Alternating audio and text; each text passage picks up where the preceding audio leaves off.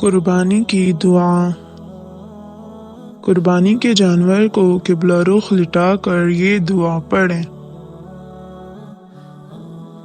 انی وجہت وجہی للذی فطر السماوات والارض حنیفا وما انا من المشرکین ان صلاتی ونسکی ومحیای ومماتی للہ رب العالمین لا شریک لہ وبذالک امرت وَأَنَا مِنَ الْمُسْلِمِينَ اللَّهُمَّ مِنْكَ وَلَكَ۔